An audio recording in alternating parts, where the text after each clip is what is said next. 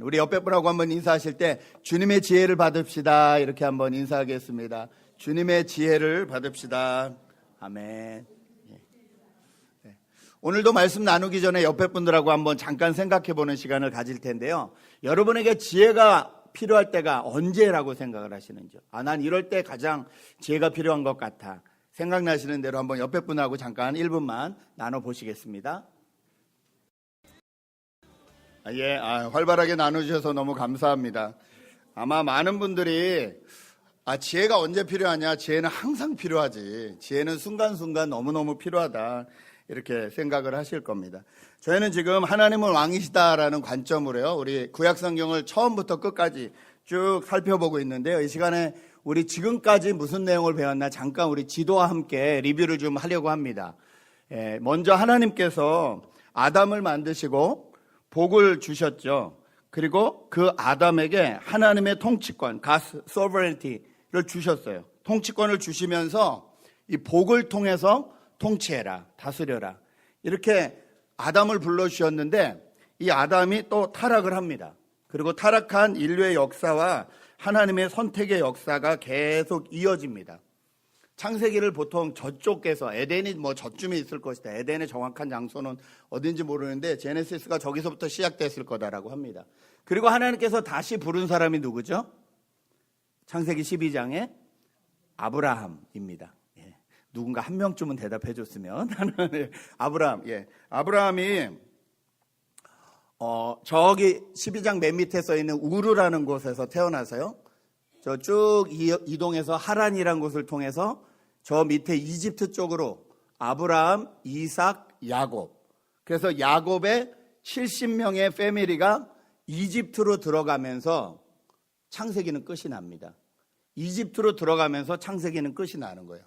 그리고 이제 창세기가 끝나고 출애굽기, 엑소더스는 저기서 이집트에서 시작을 하는 거예요.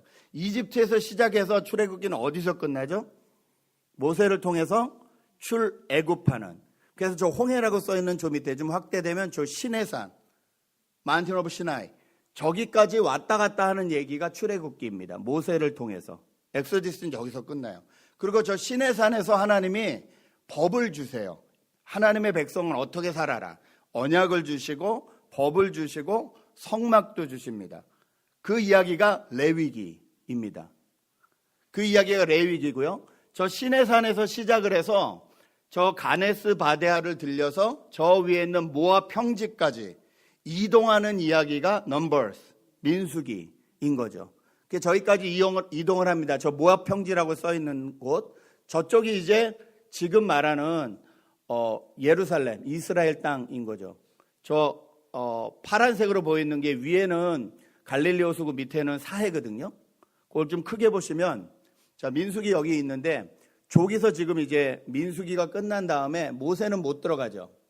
모세가 못 들어가면서 세컨 제너레이션을 위해서 다시 창세기부터 민수기까지를 다시 서머리를 해요. 그 책이 뭐죠? 신명기, 드우테로노미. 신명기는 그래서 없어졌네요. 민수기 저 장소에서 신명기가 쓰여 있습니다. 모압 평지에서. 그 다음에 이제 하나님의 땅을 찾아서 들어가는 얘기. 크게 보면 저 위에 갈릴리 호수가 있고 밑에 사해가 있는데 저 오른쪽과 왼쪽을 다 차지하는 얘기가 저슈아, 여호수아 이야기인 거예요. 그래서 12민족에게 저기를 다 차지해라. 땅 차지하는 얘기를 주신 거죠. 그러니까 하나님이 하나님 나라를 이루기 위해서 백성도 만들어 주셨고 땅도 허락해 주셨고 법도 허락해 주셨어요. 그렇죠? 우리 나라의 3대 요소 했잖아요. 그렇죠? 국민 주권 영토. 그걸 다 허락해 주셨어요. 이제 여호수아 이후로부터는 하나님 나라 백성답게 잘 살면 됐어요. 그런데 실패하죠. 그래서 계속 옆에 있는 나라들에게 공격을 당합니다. 공격을 당할 때마다 이스라엘 백성들이 나 좀 살려주세요 하면 하나님께서 한 명씩 사람들을 보내주시죠. 그 사람들이 누구죠? 사사, 저지스. 그래서 저 사사들이 활동한 저 지도가 저렇게 되어 있습니다. 어디에서부터 저지들이 일어났는지. 사사기 때 동시에 모압 땅에서 일어난 사건이 룻기였습니다. 그래서 룻은 시어머니하고 며느리 이야기가 아니라 그랬죠. 룻을 통해서 하나님이 뽑으시려고 하는 사람이 누구라고요? 다윗. 예. 룻의 자손으로 온 다윗. 그 다음에 저게 끝나고 나면 이제 사무엘 상하가 나오겠죠. First Samuel, Second Samuel. 그 First Samuel, Second Samuel을 통해서 하나님이 뽑으시는 사람이 누구라고요? 다윗왕. 그 전에 사울왕이 있었으니까 당연히 사울왕 이야기가 있고요. 다윗왕. 저 진하게 노란색으로 되어 있는 게 사울 시대의 지도고요. 사울 시대의 영토. 그 다음에 좀 흐리게 하얀색 비슷하게 나와 있는 게 다윗 시대의 이스라엘의 영토입니다. 저 사회하고 갈릴리가 잘 보이시나 모르겠어요. 파란색으로. 지금도 예루살렘, 이스라엘은 저쪽 땅이잖아요. 사해하고 저 갈릴리를 끼고 있는 저쪽 땅이거든요. 이제부터 나오는, 뒤에 나오는 이 왕들의 얘기, 킹스, 퍼스트 킹, 세컨드 킹부터 시작해서 구약이 끝날 때까지의 이 배경은 저 지도입니다. 저기서 일어나는 일들이 계속 일어나는 거예요. 지난주에 저희는 솔로몬 이야기까지를, 여기까지 봤고요. 솔로몬 이야기까지를 들었습니다. 그렇죠? 이제 다윗 다음에 솔로몬이 어떻게 됐나. 근데 오늘은 솔로몬이 그럼 쓴 글들을 좀 살펴보기 원합니다. 이번 주는 잠언을 살펴볼 거고요. 다음 주는 전도서를 살펴볼 겁니다. 잠언은 저희가 지혜의 글이다 이렇게 얘기하고 있어요. 그렇죠? 지혜에 대해서, 위스덤에 대해서 가장 많이 이야기한 게 잠언이다. 특히 솔로몬이 많이 기록을 했고 솔로몬이 많이 편집을 했습니다. 뿐만 아니라 잠언에는 솔로몬 외의 사람들이 쓴 글도 들어가 있어요. 그런데 이 잠언은 솔로몬이 쓰고 솔로몬이 편집했지만 아주 많은 내용이 시편과 닮아 있습니다. 그 말은 무슨 말이냐면 시편을 쓴 다윗, 아버지의 영향을 솔로몬이 받았다는 뜻입니다. 그래서 시편 구절과 잠언 구절이 비슷한 구절이 되게 많아요. 그 내용을 지혜로 솔로몬이 잘 편집해 놓은 책이 잠언이라는 거죠. 저희가 아까 나눴잖아요. 지혜가 언제 필요하냐? 순간순간 필요하다. 그렇다면 이 잠언을 통해서 우리가 진짜 얻어야 되는 지혜가 뭔지, 그리고 이 잠언에 나오는 지혜가 하나님을 어떻게 보여주고 있는지 저희가 이것을 좀 잘 살펴보려고 합니다. 첫 번째, 오늘 저희가 읽은 말은요, 오늘 8장 22절에서 36절부터 보면요, 지혜가 말을 하게 돼 있어요. 지혜가 사람처럼 의인화되어서 표현되고 있습니다. 제가 발음이 어려워서 엔트로포모피즘 맞아요? 사람처럼, 엔트로포모피즘, 사람처럼 지혜가 말을 하는 거예요. 그래서 오늘 저희가 읽은 것을 보면 나는 지혜가 이렇게 말을 해요. 의인화라 그러죠, 한국말로. 자, 이 지혜가 말을 하는데 지혜가 첫 번째 나타내는 게 뭐냐면요, 나는 하나님과 함께 시작했다는 거예요. 나는 하나님과 함께 시작했다. 하나님이 온 세상을 지으시기 전부터 나는 하나님하고 함께 있었다. 그리고 하나님이 온 세상을 지으시는 것을 보면서 내가 기뻐하고 즐거워했다. 오늘 22절부터 31절까지는 그렇게 써 있습니다. 제가 22절만 한번 읽어보죠. 주님께서 일을 시작하시던 그 태초에, 주님께서 모든 것을 지으시기 전에 이미 주님께서는 나를 데리고 계셨다. 여러분, 여기서 저희가 알 수 있는 것은요, 지혜는 창조된 것이 아니라는 거예요. 지혜는 만들어진 것이 아니라 만들어지기 이전부터 있었던 존재라는 거예요. 이 말은 무슨 말이냐면 지혜는 우리가 습득해서 공부해서 얻을 수 있는 게 아니라는 거예요. 지식은 공부하면 됩니다. 지식은 구글 찾으면 돼요. 여러분, 웬만큼 모르면 다 구글 찾으시죠, 요즘. 어디 가서 도서관에서 책 찾는 것보다 빠르고, 또 물론 다 정확한 건 아니지만 몇 개를 좀 이렇게 비교해서 보면 객관적인 자료를 얻을 수 있어요. 그런데 지혜는 아니잖아요. 지혜는 배운다고 되는 게 아니잖아요. 습득이 잘 되지도 않잖아요. 이 말은 무슨 말이냐면 지혜는 위로부터 내려온다는 거예요. 지혜는 얻어야 된다는 거예요. 왜냐하면 그 지혜는 태초부터, at the beginning부터 하나님과 함께 하셨으므로 그 지혜를 우리가 하나님에게 구해야 된다는 거예요. 그러므로 이게 저에게 참 중요한 포인트입니다. 나는 지혜가 없어. 구하면 됩니다. 하나님 앞에 구하면 돼요. 하나님과 함께 존재하셨던 그 지혜가 내 위에 임할 수 있도록 그렇게 기도하면 됩니다. 오늘 30절 31절을 한 번 더 보시죠. 이렇게 기록을 합니다. 나는 그분 곁에서 창조의 영광이 되어 날마다 그분을 즐겁게 하여 드리고, 하나님을 말하는 거죠. 하나님을 지혜가 즐겁게 하여 드렸대요. 나 또한 그분 앞에서 늘 기뻐하였다. 지혜가 하나님 앞에서 기뻐했대요. 31절, 그분이 지으신 땅을 즐거워하며 하나님이 지으신 세상을 즐거워했다는 거예요. 그리고 그분이 지으신 사람들을 내 기쁨으로 삼았다. 지혜가 사람들을 기뻐한다는 거예요. 우리들을 기뻐한다는 거예요. 그러므로 우리는 우리를 기뻐하는 지혜를 구하면 되는 거예요. 하나님과 함께 세상을 만드셨고 그곳에 계셨으면서 우리를 기뻐하시는 그분, 지혜여 나에게 오소서. 주님, 내가 지혜롭게 되기를 원합니다. 구하면 된다는 거예요. 아이들을 위해서, 사랑하는 자녀들을 위해서 기도해 주실 때도 그렇게 기도해 주시기 바랍니다. 하나님, 지혜를 허락하여 주십시오. 하나님이 주셔야 되는 거니까. 지식은 공부하면 되지만 지혜는 구해줘야 된다는 거죠. 구하시라는 거죠. 두 번째, 지혜의 말과 길은 우리에게 복을 준다는 거예요. 32절에서 34절 보겠습니다. 그러므로 아이들아, 이제 내 말을 들어라. 내 곁을 따르는 사람이 복이 있다. 내 훈계를 들어서 지혜를 얻고 그것을 무시하지 말아라. 34절, 날마다 나의 문을 지켜보며 내 문설주 곁에 지키고 서서 내 말을 듣는 사람은 복이 있다.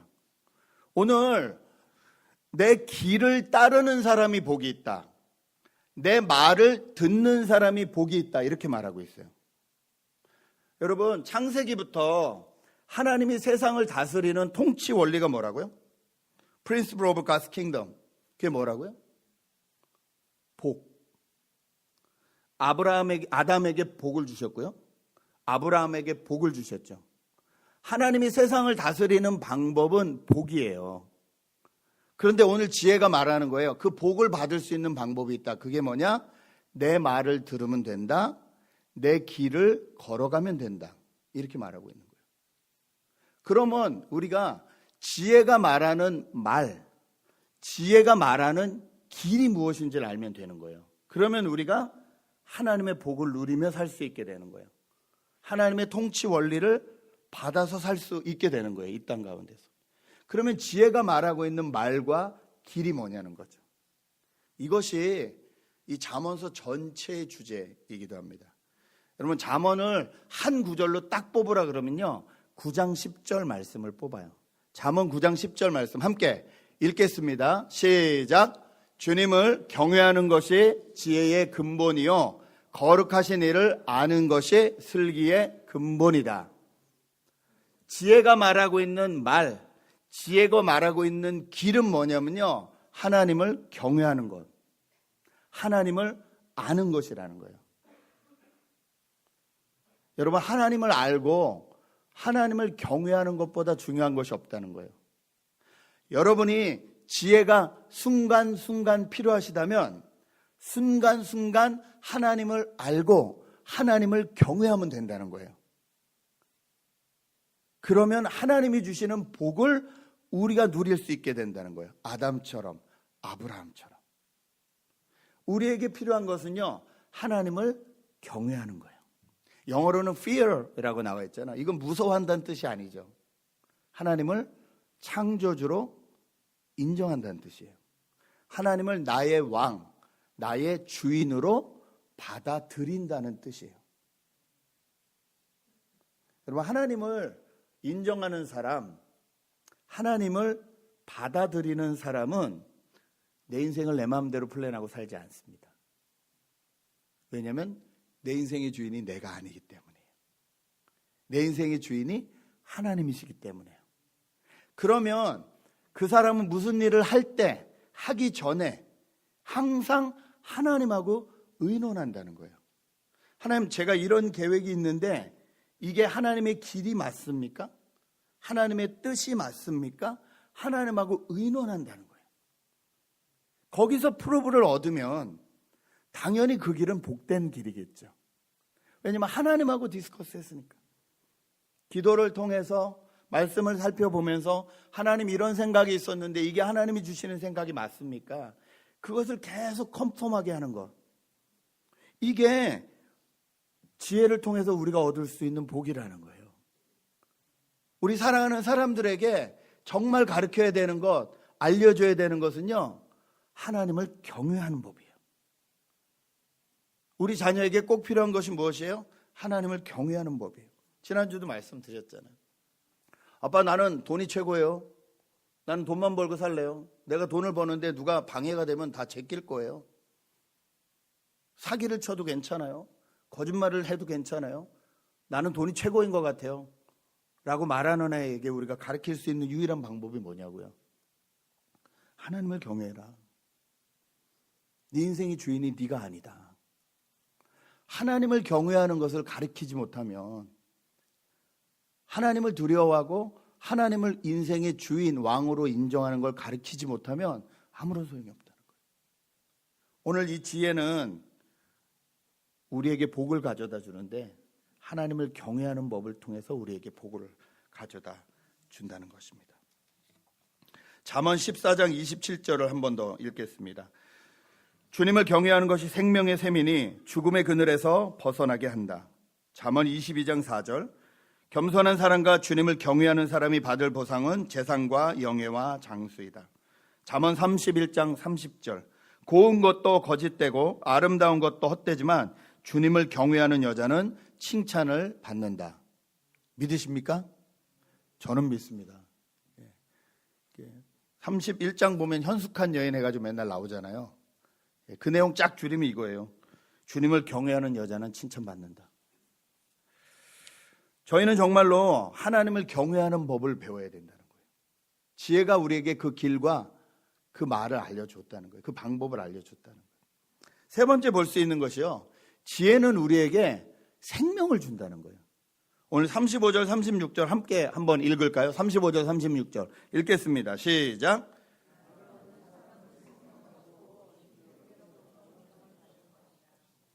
그러나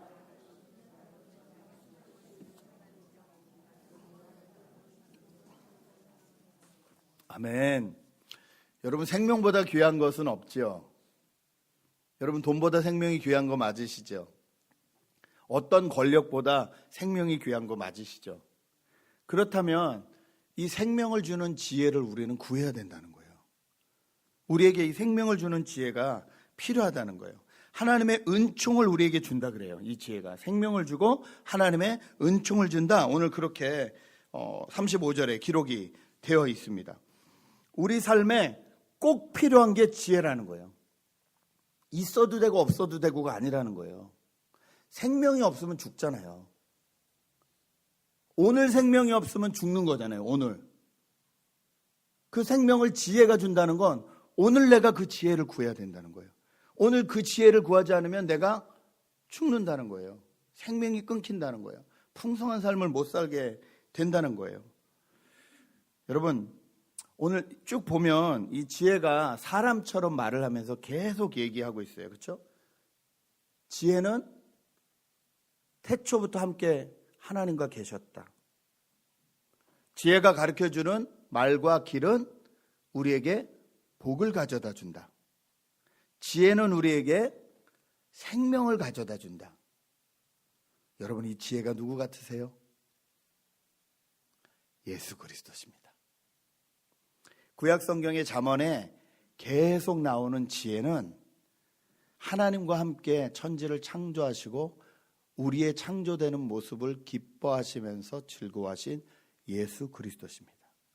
그 예수 그리스도가 우리에게 제시해 준 길, 우리에게 말씀해 주신 그 말씀을 따라가면 우리에게 복이 있습니다. 예수 그리스도가 우리에게 생명을 주십니다. 잠언은 지혜라는 말로 예수 그리스도를 설명하고 있는 거예요. 우리가 구해야 될 분은 누굽니까? 간절히 사모해야 될 분은 누굽니까? 날마다 불러야 되는 이름은 누굽니까?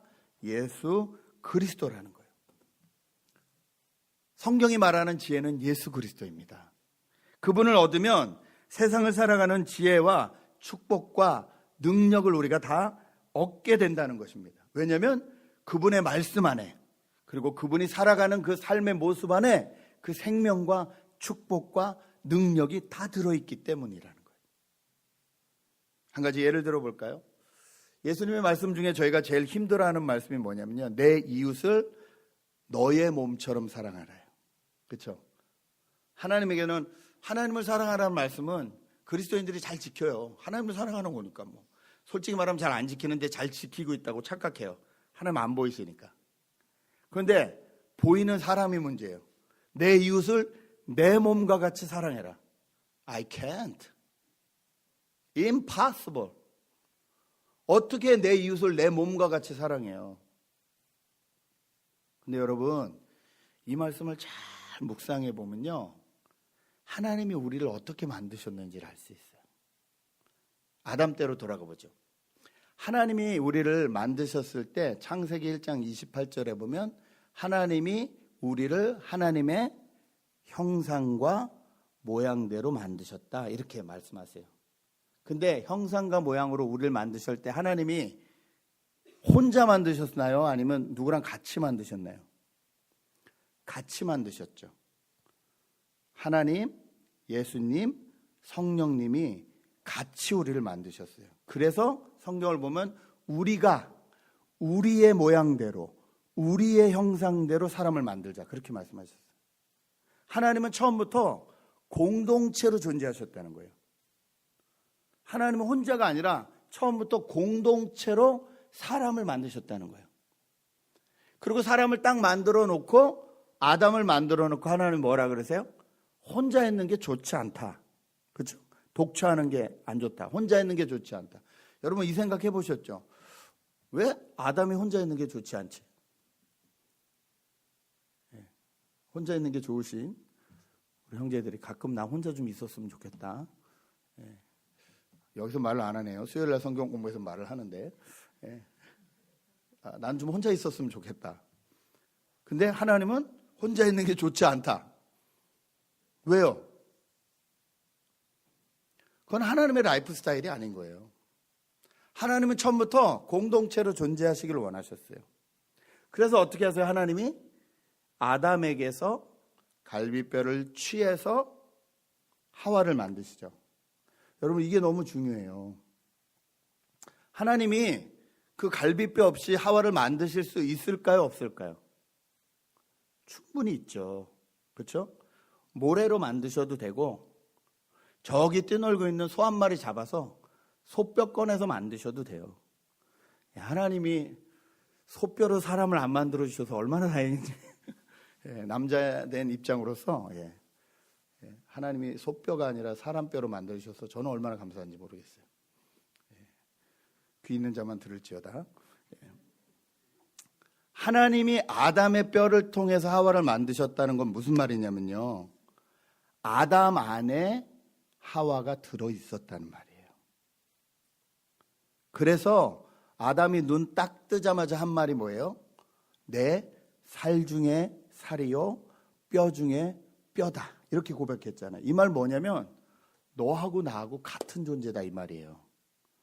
드라마 표현을 쓰면 내 안에 너 있다, 이 말이거든요. 아담 안에 하와가 들어있었어요. 아담 안에 하와가 들어있었다는 게 왜 중요하냐면요, 사람은 원래 하나라는 거예요.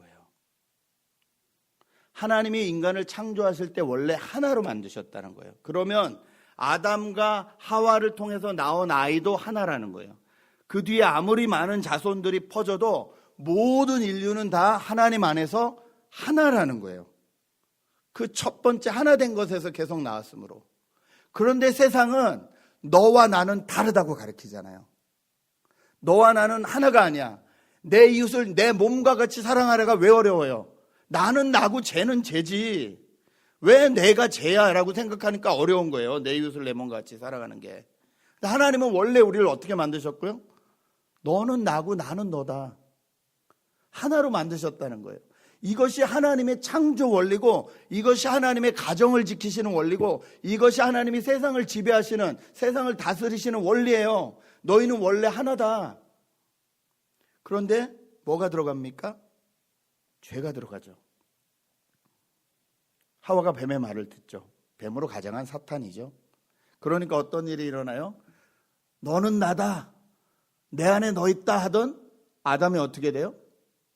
너 때문에 이렇게 됐다, 이렇게 얘기하잖아요.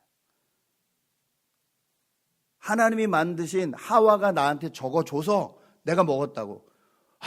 자기 안에 너 있다 그러면서 너하고 나는 하나다 하던 양반이 바로 그냥 사탄에게 욕을 받자마자, 죄가 들어오자마자 뭐라 그래요? 너하고 나는 따로다, 너 때문에 이런 일이 생겼다는 거예요. 이게 죄잖아요. 우리는 죄악된 세상에 살거든요. 그래서 내 이웃을 내 몸과 같이 사랑하라 그러면요, 이건 안 되는 말씀이야. 이건 임파서블이야라고 생각을 해요. 왜? 너하고 나는 다르다고 생각하기 때문에. 그런데 이렇게 죄로 갈라진 우리를 위해서 예수 그리스도가 십자가를 지고 이 땅에 오셨습니다. 그리고 십자가에서 이 죄의 문제를 다 해결해 주셔서 다시 먼저 하나님과 우리가 하나 되게 하셨고, 우리와 우리가 하나 될 수 있는 웨이를 다 열어놓으셨어요. 그게 십자가의 웨이예요. 그 앞으로 나오기만 하면 깨어졌던 관계가 다시 다 리커버 된다고, 회복된다고. 그 길로 사는 것이 우리가 생명을 얻는 길이라고, 그렇게 사는 것이 우리가 풍성하게 누리면서 살 수 있는 길이라고 우리에게 인도해 주신 거예요. 그러므로 여러분, 예수님이 말씀하신 말씀, 예수님이 제시해 주신 길을 가는 것이 우리가 생명을 얻는 길입니다. 우리가 풍성하게 복을 누릴 수 있는 길입니다. 내 이웃을 내 몸과 같이 사랑하라는 말씀을 인간관계가 힘들 때마다 잘 묵상하면, 하나님이 태초에 하나님이 사람을 만드셨을 때 그 마음을 잘 묵상하면 이 땅 가운데서 우리가 미워할 사람이 없어지는 거예요. 용서하지 못할 일도 없어지는 거예요. 내가 하나님 앞에 한 죄가 더 크니까. 여러분은 이것밖에 인류가 살 수 있는 길은 없어요. 세상이 살아갈 수 있는 길은 없어요. 우리보다 우리 다음 제너레이션은 더 힘들 겁니다. 더 셀피시할 거예요. 예. 지금 그런 말 나오잖아요. 지구 전체에 인구가 너무 많다, 이대로 가다 다 죽는다. 그 말은 무슨 말이에요? 인구가 줄었으면 좋겠다는 거죠. 인구가 어떻게 줄어요? 여러분, 인구를 어떻게 줄일 수 있을까요? 전 세계 인구를 반으로 줄일 수 있는 방법이 뭘까요? 그렇죠. 전쟁이죠. 그것도 그냥 간단한 전쟁. 뉴클리어.